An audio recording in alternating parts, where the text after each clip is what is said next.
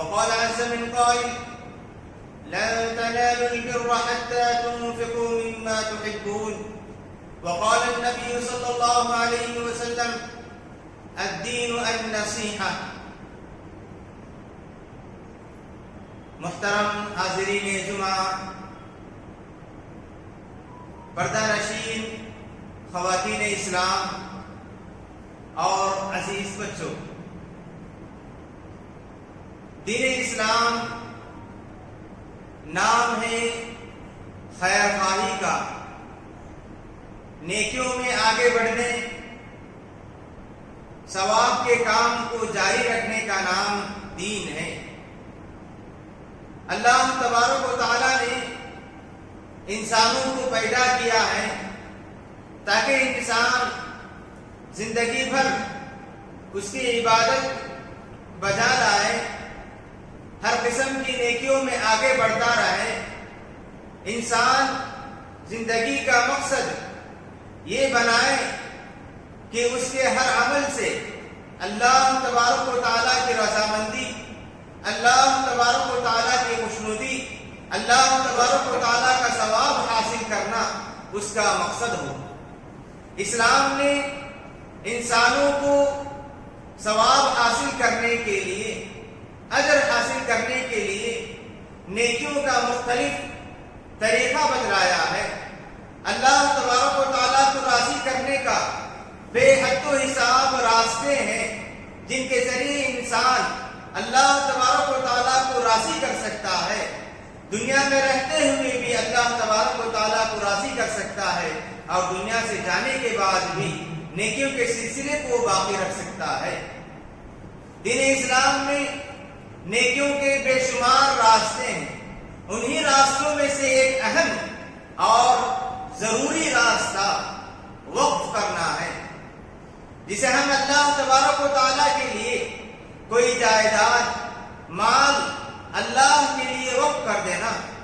وقف کا معنی یہ ہوگا کہ انسان اپنی زمین یا اپنی جائیداد میں سے کچھ حصہ اللہ تبارک و تعالیٰ کے لیے وقف کر دیں۔ وقف کا معنی یہ ہوگا کہ انسان اپنی ملکیت سے اس جائیداد کو نکال دیتا ہے۔ جیسے ہی انسان کوئی زمین وقف کرتا ہے تو وہ زمین اس کی ملکیت سے نکل جاتی ہے اور وہ اللہ تبارک و تعالیٰ کے لیے ہو جاتی ہے۔ اس زمین کو دوبارہ کوئی انسان بیچ نہیں سکتا۔ اس انسان کے مرنے کے بعد وہ جائیداد وارثین کے حق میں نہیں آئیں گی۔ اسے ہم وقف کہتے ہیں۔ وقف کرنا ایک اہم عبادت ہے، صدقہ جاریہ ہے۔ انسان دنیا میں رہتے ہوئے نیکیوں کے سلسلے کو جاری رکھتا ہے کہ اللہ تبارک و تعالیٰ کو راضی کرنے کے لیے جو نیکیاں چاہے انسان کر سکتا ہے۔ اللہ تبارک و تعالیٰ نے انسانوں کی اس نیکی کے سلسلے کو برابر جاری رکھنے کے لیے ایک اور طریقہ یہ بتایا کہ انسان اللہ کی راہ میں اپنی جائیداد کو یا اپنی جائیداد میں سے کچھ حصے کو اللہ کی راہ میں وقف کر دے، اللہ تبارک و تعالیٰ کے لیے صدقہ کر دے۔ اس کا سلسلہ، اس وقف کا سلسلہ، اس صدقے کا سلسلہ اس کے مرنے کے بعد بھی جاری رہے گا اور نامہ اعمال میں اس کا ثواب برابر لکھا جاتا رہے گا۔ اللہ تبارک و تعالیٰ نے قرآن مجید میں فرمایا کہ لن تنالوا البر حتى تنفقوا مما تحبون، کہ لوگوں تم خیر اور بھلائی کو اس وقت تک مکمل طور پر نہیں پا سکتے جب تک کہ تم اللہ کی راہ میں اس چیز کو خرچ نہ کر دو جو تمہارے پاس سب سے زیادہ پسندیدہ ہو۔ جو مال تمہارے پاس سب سے زیادہ پسندیدہ ہو، تم اس کو اللہ کی راہ میں اگر خرچ کر دو گے، اللہ کی راہ میں دے دو گے، تو اللہ تبارک و تعالیٰ کی بھلائی، اللہ تبارک و تعالیٰ کی رضامندی تم پا سکتے ہو۔ اسلام کے آنے سے پہلے صدقہ جاریہ کے نام سے، اوقاف کے نام سے اپنی جائیداد کو رکھنا یا اوقاف کے نام سے اپنی جائیداد کو چھوڑ دینا یہ سلسلہ نہیں تھا۔ اسلام نے آ کر مسلمانوں کو یہ بتایا کہ اپنی نیکی کے سلسلے کو جاری رکھنے کا ایک طریقہ یہ بھی ہے کہ انسان دنیا میں رہتے ہوئے اپنی جائیداد میں سے کچھ حصہ اللہ کے راہ میں وقف کر دے تو مرنے کے بعد بھی اس نیکی کا سلسلہ جاری رہے اللہ کے رسول صلی اللہ علیہ وسلم نے صحابہ کرام کے درمیان یہ بات رکھی تو صحابہ کرام میں سے ہر مالدار صحابی کچھ نہ کچھ اللہ کے راہ میں وقف کر کے گئے ہیں. جب یہ آیت نازل ہوئی لن تنالوا البر حتى تنفقوا مما تحبون تو ابو طلحہ رضی اللہ عنہ بڑے مالدار صحابی تھے. اللہ کے رسول صلی اللہ علیہ وسلم کے پاس آ کر کہتے ہیں کہ اللہ کے رسول اللہ تبارک و تعالیٰ قرآن مجید میں فرماتے ہیں کہ تم اللہ تبارک و تعالیٰ کی نیکی بھلائی اس وقت تک نہیں پا سکتے جب تک کہ تم اپنے پسندیدہ مال کو اللہ کی راہ میں خرچ نہ کر دو. اللہ کے رسول آپ گواہ رہیں میرے پاس سب سے پسندیدہ مال یہ بیروحہ والا باغ ہے. مسجد نبوی کے بالکل قریب ایک باغ تھا جس باغ کا نام بیروحہ تھا. ابو طلحہ رضی اللہ عنہ نے اللہ کے رسول سے مشورہ کیا کہ اللہ کے رسول یہ میرا پسندیدہ مال ہے, میں اللہ کی راہ میں اس کو دینا چاہتا ہوں. اللہ کے رسول صلی اللہ علیہ وسلم نے فرمایا اگر تم اللہ کی راہ میں خرچ کرنا ہی چاہتے ہو تو تم اسے اپنے قریب رشتہ داروں میں اس کو بانٹ دو. تو انہوں نے اپنے اس پسندیدہ مال کو, پسندیدہ باغ کو اپنے غریب رشتہ داروں میں بانٹ دیتے ہیں. گویا کہ انہوں نے اپنے لیے صدقہ جاریہ کے طور پر وقف کر دیا تھا. اللہ کے رسول صلی اللہ علیہ وسلم کے زمانے میں حضرت عمر رضی اللہ عنہ خیبر مدینے سے قریب ایک بستی ہے. خیبر میں اللہ کے رسول صلی اللہ علیہ وسلم عمر رضی اللہ عنہ کو ایک زمین عطا کرتے ہیں. مال غنیمت میں ان کو وہ زمین ملتی ہے. بہت ہی زیادہ پسندیدہ زمین تھی ان کے پاس, سب سے زیادہ پسندیدہ زمین تھی. اللہ کے رسول صلی اللہ علیہ وسلم کے پاس آ کر حضرت عمر رضی اللہ عنہ فرماتے ہیں کہ اللہ کے رسول انی اصبت ارضا بخیبر, کہ میں خیبر میں ایک زمین مجھے ملی ہے, یعنی غنیمت میں مجھے ایک بہترین زمین ملی ہے. لم اصب مالا قط انفس عندي منه, میرے پاس اس سے زیادہ بہتر, اس سے زیادہ اچھا مال کوئی اور نہیں ہے. میرے پاس کئی زمینیں ہیں, کئی جائیداد ہیں, لیکن خیبر میں جو زمین مجھے ملی ہے سب سے زیادہ پسندیدہ ہے میرے پاس, کیونکہ خیبر زراعت والی زمین تھی. وہاں لوگ کاشت جاری کیا کرتے تھے. وہاں کی زمین قیمت کے اعتبار سے بہت زیادہ قیمتی تھی. اللہ کے رسول صلی اللہ علیہ وسلم کے پاس آ کر حضرت عمر کہتے ہیں کہ اللہ کے رسول میرے پاس سب سے پسندیدہ زمین وہ ہے, آپ سے مشورہ کرنا چاہتا ہوں میں اس زمین کو کیا کروں. تو اللہ کے رسول صلی اللہ علیہ وسلم نے فرمایا ان شئت حبست اصلها وتصدقت بها, اگر تم چاہتے ہو تو اس کی اصل کو باقی رکھو, یعنی تم اس زمین کو اللہ کی راہ میں وقف کر دو. اصل کو باقی رکھو یعنی اس زمین کو کوئی بیچ نہیں سکتے, اس زمین کو تم اللہ کے راہ میں وقف کر دو. اس زمین سے جو کچھ فائدہ آئے گا وتصدقت بها, اس فائدے کو تم لوگوں میں, غریب لوگوں میں جو محتاج ہیں ان لوگوں میں تم خرچ کر دو. تو اللہ کے رسول صلی اللہ علیہ وسلم کے مشورے سے حضرت عمر رضی اللہ عنہ خیبر کی اس زمین کو اللہ کی راہ میں وقف کر دیتے ہیں. اور اس وقت عمر رضی اللہ عنہ فرماتے ہیں کہ میں اس زمین کو غرباء کے لیے, مساکین کے لیے, محتاج کے لیے, مسافر کے لیے وقف کر دیتا ہوں. تو اس زمین سے جو کچھ فائدہ حاصل ہوتا تھا اس فائدے کو محتاج لوگوں میں خرچ کیا جاتا تھا. تو اسی طرح ایک اور صحابی اللہ کے رسول صلی اللہ علیہ وسلم کے پاس آ کر کہتے ہیں, سعد بن عبادہ رضی اللہ عنہ اللہ کے رسول صلی اللہ علیہ وسلم کے پاس آ کر کہتے ہیں کہ اللہ کے رسول میری والدہ کا انتقال ہو گیا ہے, میری والدہ کا انتقال ہو گیا ہے, میں اپنی والدہ کے لیے کچھ صدقہ کرنا چاہتا ہوں, مجھے بتائیں کہ سب سے بہترین صدقہ کون سا ہے. اللہ کے رسول نے فرمایا کہ سب سے بہترین صدقہ پانی پلانا ہے, پیاسوں کو پانی پلانا ہے. سعد بن عبادہ رضی اللہ عنہ جیسے سنتے ہیں تو ایک کنواں خرید کر اللہ کے راہ میں وقف کر دیتے ہیں, اور اس کنویں کے پانی کو جو بھی استعمال کرے گا اس کا ثواب ان کی والدہ کو برابر ملتا رہے گا. مدینے میں ایک کنواں تھا جسے روما کہتے ہیں, بئر روما کے نام سے مشہور تھا. اس کنویں کا مالک کسی آدمی کو پانی اس وقت تک نہیں دیتا تھا جب تک کہ اس پانی کی قیمت ادا نہ کر دے. لوگوں کو پانی کی بہت زیادہ ضرورت تھی اور مسلمانوں کے لیے اس پانی کا, اس کنویں کا پانی بہت ضروری تھا کیونکہ وہ مسلمانوں کے علاقے سے بالکل قریب تھا. اللہ کے رسول صلی اللہ علیہ وسلم نے صدقہ جاریہ کی فضیلت بیان کی تو حضرت عثمان رضی اللہ عنہ بئر روما کو خرید کر اللہ کے راہ میں وقف کر دیتے ہیں. تو اس طرح صحابہ کرام کے درمیان اللہ کے راہ میں وقف کرنا، صدقہ جاریہ کے طور پر کچھ نہ کچھ باقی رکھ کر جانا صحابہ کرام کا معمول تھا۔ حضرت جابر رضی اللہ عنہ فرماتے ہیں کہ صحابہ کرام میں سے جتنے بھی مالدار صحابی تھے، مہاجر اور انصار صحابہ میں سے جتنے مالدار صحابی تھے، ہر ایک نے اپنے دنیا میں رہتے ہوئے کچھ نہ کچھ وقف کر کے گئے تھے۔ تو صحابہ کرام کا معمول تھا۔ اسی لیے اللہ کے رسول صلی اللہ علیہ وسلم ایک حدیث میں فرماتے ہیں کہ بندہ مومن جب دنیا سے چل جاتا ہے، دنیا سے چلے جانے کے بعد بھی بعض نیکیاں ایسی ہوتی ہیں، ان نیکیوں کا سلسلہ برابر جاری رہتا ہے، ان نیکیوں کا ثواب اسے برابر ملتا رہتا ہے۔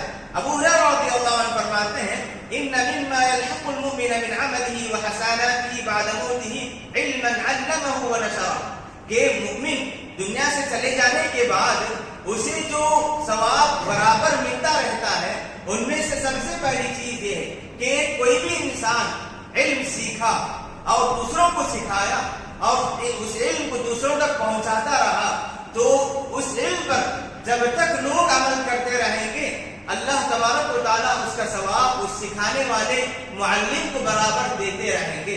اور دوسری چیز اللہ کے رسول نے فرمایا وَوَلَدًا صَالِحًا تَرَكَهُ، کہ اگر کوئی ماں باپ اپنے پیچھے نیک اولاد چھوڑ کر جاتے ہیں، نیک اولاد اس والدین کے تعلق سے صدقہ جاریہ ہوتے ہیں، نیک اولاد والدین کے لیے صدقہ جاریہ ہوتے ہیں۔ ایک مشہور حدیث ہے، اللہ کے رسول صلی اللہ علیہ وسلم فرماتے ہیں کہ کل روز قیامت اللہ تبارک و تعالیٰ ایک آدمی کو بہت بلند مقام عطا فرمائیں گے، جنت میں بہت بلند مقام عطا فرمائیں گے۔ وہ آدمی اللہ تبارک و تعالیٰ سے کہے گا کہ پروردگار، میں دنیا میں جو عمل کیا اس عمل کے اعتبار سے میں اتنے بلند درجے کا مستحق نہیں تھا، مجھے اتنا بلند درجہ کیوں ملا، جنت میں اتنا بلند مقام مجھے کیسے مل گیا؟ تو اللہ تبارک و تعالیٰ فرمائیں گے باستغفار ولدک لک، تیرے دنیا سے چلے جانے کے بعد تیری اولاد نے تیرے لیے مکمل طور پر، تیرے اولاد نے مسلسل تیرے لیے مغفرت کی دعا کرتے رہے، تیرے اولاد نے تیرے لیے نیکی کا سلسلہ جاری رکھا، تیرے اولاد کی ان نیکیوں کی وجہ سے تجھے یہ مقام مل رہا ہے۔ تو اللہ کے رسول فرماتے ہیں کہ اولاد صالح، نیک اولاد والدین کے لیے صدقہ جاریہ ہوتے ہیں۔ اور اللہ کے رسول فرماتے ہیں وَمُصْحَفًا وَرَّثَهُ، اور اسی طرح اگر کوئی انسان قرآن مجید کو خرید کر اللہ کی راہ میں دے دیتا ہے، تو اس قرآن مجید کو جو بھی پڑھے گا، قرآن مجید کو جو بھی سیکھے گا، قرآن مجید کو جو بھی پڑھے گا، اس کا ثواب اس آدمی کو ملتا رہے گا۔ اور مسجداً بناہ، اور اگر کوئی انسان مسجد بنا کر گیا تو اس مسجد میں عبادت کرنے والے ہر انسان کی نیکی اس مسجد بنانے والے کو ملتے رہے گی۔ اور بیتاً لابن السبیل بناہ، اور مسافر کے لیے کسی نے کوئی گھر بنا دیا تو اللہ تبارک و تعالیٰ اس گھر کا ثواب بھی اس بندے کو دیتے رہیں گے۔ تو اس طرح اللہ کے رسول صلی اللہ علیہ وسلم نے نیکیوں کے سلسلے کو باقی رکھنے کے کئی طریقے بتائے ہیں۔ اسی طریقے کو ہم وقف کہتے ہیں۔ وقف ایک اہم عبادت ہے، صحابہ اکرام نے اس کی اہمیت کو سمجھا تھا۔ آج بھی دیکھیے مکہ اور مدینے میں کئی ایسی عمارتیں ہیں جو صحابہ اکرام کے نام سے جانی جاتی ہیں۔ وقت عثمان بن عفان رضی اللہ عنہ کے نام سے کئی عمارتیں ہیں، کئی کنویں ہیں، کئی باغ ہیں جو صحابہ اکرام کے نام سے موسوم ہیں، جن سے آنے والے فائدے کو لوگ، وہاں کی حکومت نے جو محتاج ہوتے ہیں، غریب ہوتے ہیں، ان میں خرچ کرتی ہے۔ صحابہ اکرام نیک نیتی کے ساتھ نیکی کے سلسلے کو جاری رکھنے کے لیے انہوں نے صدقہ کیا تھا، تو اللہ تبارک و تعالیٰ نے ان کے اس صدقے کو آج تک باقی رکھا ہے۔ تو اسی لیے ہمیں چاہیے کہ اگر کوئی انسان دنیا میں رہتے ہوئے نیکی تو کر سکتا ہے، دنیا سے جانے کے بعد بھی نیکی کے سلسلے کو باقی رکھنا چاہتا ہے، تو اس کا ایک اہم ذریعہ وقف کرنا ہے، اللہ کی راہ میں اپنی جائیداد کو قربان کرنا ہے، دے دینا ہے۔ اب دیکھیے ہمارے جو ہندوستان ہے، ہمارا ملک ہے، ہمارے ملک میں ہندوستان میں مسلمانوں کی حکومت تقریباً 1000 سال سے زیادہ ہے۔ 1000 سال سے یہاں کی حکومت ہمارے اپنے مسلمانوں نے کی تھی۔ تو یہاں پر مسلمانوں کے کئی بادشاہوں نے اللہ کی راہ میں وقف کیا تھا، اپنے جائیداد کو مسلمانوں کے حق میں چھوڑ کر گئے تھے۔ کہا جاتا ہے کہ فیروز شاہ تغلق کے دور حکومت میں وقف وقف نظام کو جو ہے قانون بنایا گیا کہ وقف کو کیسے استعمال کیا جائے، اس کی حفاظت کیسے کی جائے گی. اور اورنگزیب بادشاہ نے بہت زیادہ جائیداد کو مسلمانوں کے لیے وقف کیا تھا، اور مختلف علاقوں میں نوابوں نے بھی مختلف جائیداد کو مسلمانوں کے لیے وقف کیا تھا. مکے میں بھی آج ایک عمارت ہے جسے ہم نواب کے نام سے جانتے ہیں، جو جاتے وہ دیکھتے ہوں گے. تو اس طرح مسلمان بادشاہوں نے، ہمارے سے پہلے جو مالدار گزر چکے ہیں، انہوں نے بہت زیادہ اوقاف چھوڑ کر گئے ہیں. جب انگریز کی حکومت یہاں آئی تھی، اس وقت انگریز نے مسلمانوں کی جائیداد میں ناجائز قبضہ کر لیا تھا. تو 1923 میں قانون بنایا گیا کہ مسلمانوں کے ان اوقاف کی حفاظت کیسے کی جائے. تو اس کے ذریعے 1923 میں بنے گئے اس قانون کے ذریعے مسلمانوں کے اوقاف کی حفاظت کی گئی. اور جب ہندوستان آزاد ہو گیا تو 1950 میں وقف ایکٹ بنایا گیا، جس کے ذریعے مسلمانوں کی اوقاف کی حفاظت کی گئی. پھر 2010 اور 2013 میں بھی قانون میں بہت ساری تبدیلیاں لائی گئی، جن کا اہم مقصد یہ تھا کہ مسلمانوں کے اوقاف کی حفاظت کی جائے اور ان کا صحیح استعمال کیا جائے. تو اس طرح یہ سلسلہ جاری رہا اور آج تک جاری ہے. اوقاف کی اہمیت کو جیسے کہ میں نے کہا کہ صحابہ کرام نے سمجھا تھا، اور صحابہ کرام نے جس نیک نیت سے اوقاف وقف کیے تھے، اس کا سلسلہ آج تک بھی جاری ہے. 2024 میں جیسا کہ آپ تمام کے علم میں بات ہے کہ آج کی حکومت اس وقف کے قانون میں بہت ساری تبدیلیاں لانا چاہتی ہیں. تقریباً 40 تبدیلیاں انہوں نے اس میں لانے کی کوشش کی ہے. اگر ہم ان تبدیلی کو پڑھ کر دیکھتے ہیں تو وہ ساری تبدیلیاں اسلام میں وقف کے جو احکام ہیں، اسلام نے جو وقف کے جو باتیں بتائی ہیں، احکام بتائے ہیں، ان کے سراسر خلاف ہے. اب دیکھیے، وقف میں ایک اہم بات یہ بتائی گئی کہ وقف بورڈ میں CEO جو ہوتا ہے، جو مرکزی جو مینیجر ہوگا، جو اہم ذمہ دار ہوگا، وہ غیر مسلم بھی ہو سکتا ہے. جب وقف بورڈ کا ذمہ دار CEO غیر مسلم ہوگا تو اس کا استعمال کیا اسلامی طریقے پر ہو سکتا ہے؟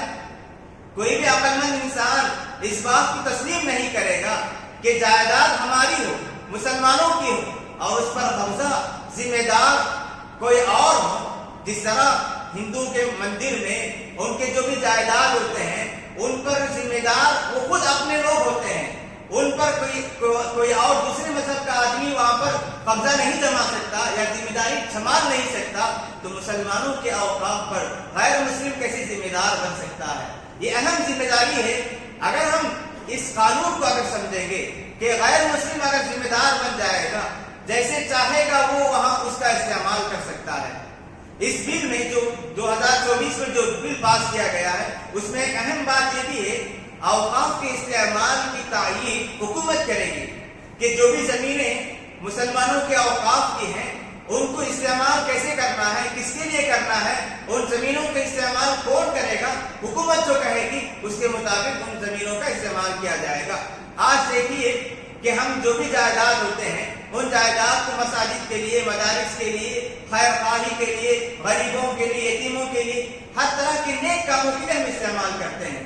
اور مسلمان چونکہ جو آدمی وقف کیا رہتا ہے، اس کے مقصد کے حساب سے اس کا استعمال کیا جاتا ہے.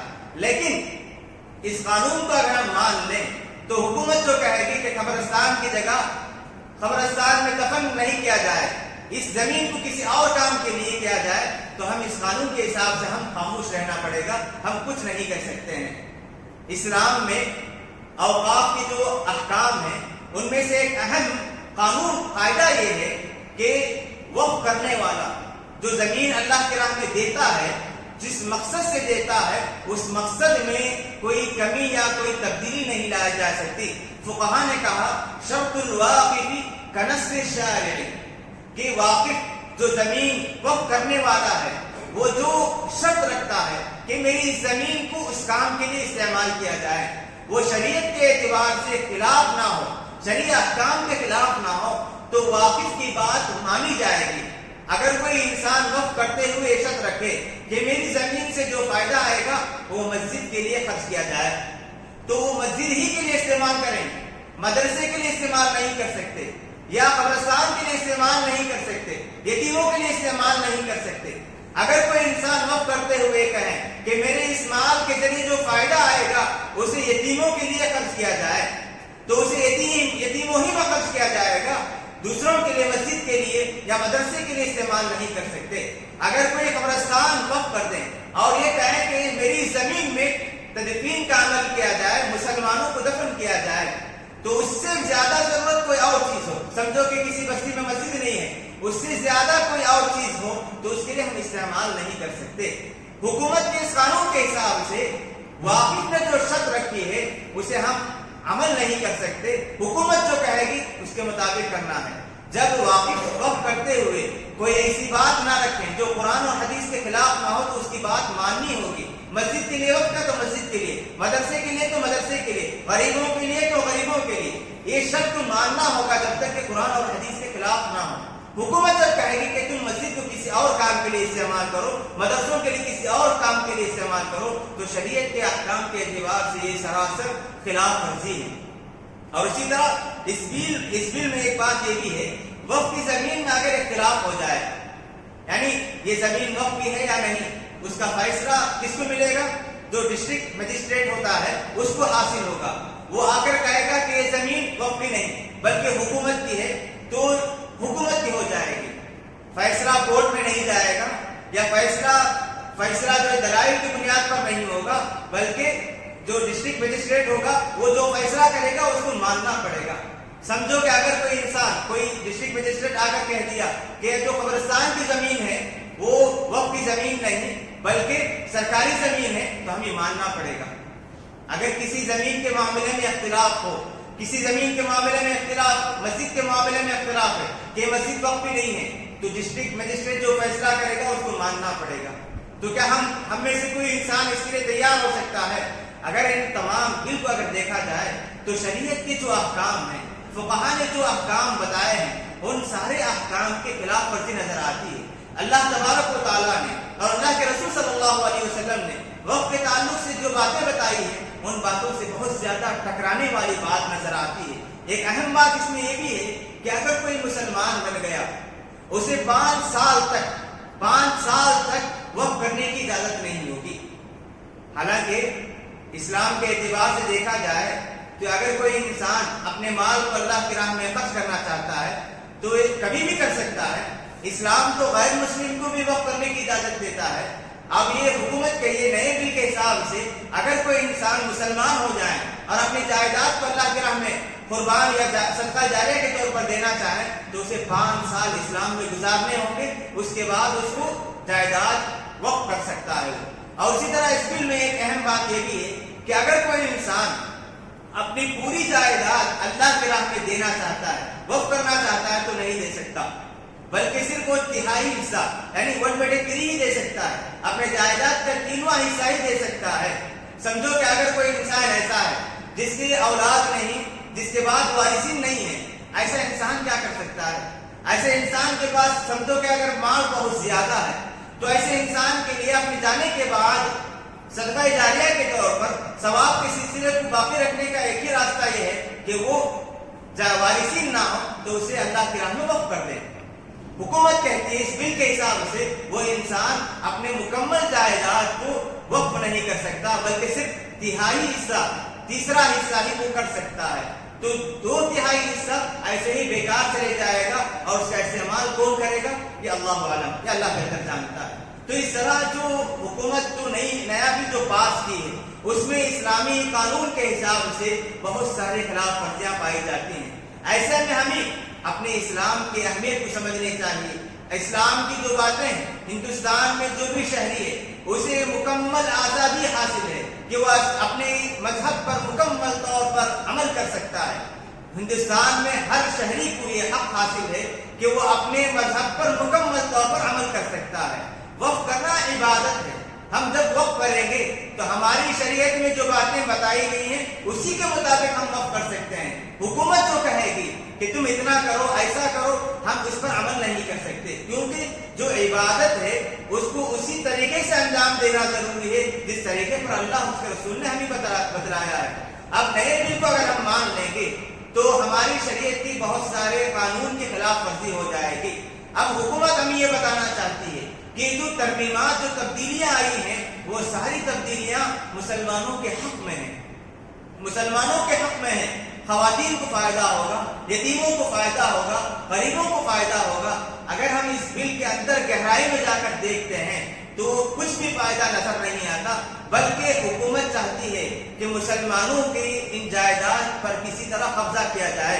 ایک رپورٹ کے حساب سے مسلمانوں کی جو زمین ہے، تقریباً 1 لاکھ ایکڑ زمین جو ہے مسلمانوں کی اوقاف کی زمین ہے۔ ہندوستان میں ریلوے اور فوجی کی جو زمینیں ہیں، اس کے بعد سب سے زیادہ جائیداد اوقاف کی ہیں۔ اوقاف میں تبدیلی لا کر ہماری زمینوں پر، مسلمانوں کی جو زمینیں ہیں ان پر قبضہ کرنا چاہتی ہے۔ آپ اس پر غور کیجیے۔ مسلم پرسنل لا بورڈ کے نام سے ایک اہم بورڈ ہے، انہوں نے اس معاملے میں ان قانون کی خلاف ورزی کرتے ہوئے بہت ساری کوششیں کی ہیں۔ ہم میں سے ہر ایک کے پاس واٹس ایپ میں بہت سارے میسیجز آتے ہیں، اس میں بارکوڈ کے ذریعے بتایا گیا کہ آپ اس میں داخل ہو کر اپنی رائے کا اظہار کریں کہ آپ بتائیں کہ میں اس قانون کے خلاف ہوں۔ میرے اپنے مذہب کے حساب سے، میرا مذہب جو حکم دیتا ہے، جو باتیں بتاتا ہے، ہم اسی پر عمل کر سکتے ہیں۔ نئے بل ہمارے مذہب کے حساب سے بہت زیادہ مذہب کے خلاف ہے، اس لیے ہم اس قانون کی خلاف ورزی کرتے ہیں، ہم اس قانون کو نہیں مانتے ہیں۔ اپنی رائے کے اظہار کا حق ہمیں دیا گیا ہے۔ آپ میں سے ہر ایک سے ہم گزارش کرتے ہیں کہ آپ اپنے فون کا استعمال کرتے ہوئے جو بارکوڈ آپ کو بھیجا گیا ہے، اس کے اندر داخل ہو کر جو باتیں بتائی گئی ہیں اس کو پڑھیں اور اس کے بعد اپنے رائے کا اظہار کریں، جس سے ہم اپنے اوقاف کی جائیداد کو بچا سکتے ہیں۔ اوقاف ہر قوم کے لیے بہت ضروری ہے، اور کر کے دیکھیں جتنے اوقاف ہیں، اوقاف کی وجہ سے ہمارے کئی مساجد، کئی مدارس اور کئی قبرستان یہ سب چلتے ہیں۔ اوقاف نہ ہو تو ہمارے لیے ان مساجد کو چلانا، مدارس کو چلانا، قبرستان کی حفاظت کرنا، مسلمانوں کے حقوق کی حفاظت کرنا بہت مشکل ہو جائے گا۔ اسی لیے ہم میں سے ہر ایک کو ہوش کے ناخن لینے ہیں، سوچ کر سمجھ کر قدم آگے بڑھانے ہیں۔ ہم میں سے ہر کوئی آج یہ اہم فریضہ سمجھے، آج کا اہم کام سمجھے کہ آپ جیسے گھر پہنچیں گے اس معاملے میں سوچ کر آپ اس قانون کے خلاف اپنی رائے کا اظہار کرنا ضرور کریں، ہرگز نہ بھولیں۔ آپ تمام سے یہ اہم گزارش ہے، اللہ سے دعا ہے کہ اللہ تعالیٰ ہم تمام کو قرآن مجید پر اور احادیث پر عمل کرنے کے اللہ تعالیٰ ہم تمام کو توفیق عطا فرمائے، اور ہمارے دشمن ہمارے خلاف جو بھی سازشیں کرتے ہیں اللہ تبارک و تعالیٰ ان سازشوں کو ناکام کر دے، ان سازشوں کو اللہ تبارک و تعالیٰ ان کے خلاف کر دے۔ اللہ تبارک و تعالیٰ ہم تمام کو ایمان پر موت عطا فرمائے۔ اللہ تبارک و تعالیٰ ہم تمام کو ہر طرح کی نیکیوں میں آگے بڑھنے اور ہر طرح کی نیکیوں کے سلسلے کو باقی رکھنے کے اللہ تعالیٰ ہم تمام کو توفیق عطا فرمائے۔ اقول قولی ھذا واستغفر اللہ لی ولکم ولسائر المسلمین من کل ذنب فاستغفروہ انہ هو الغفور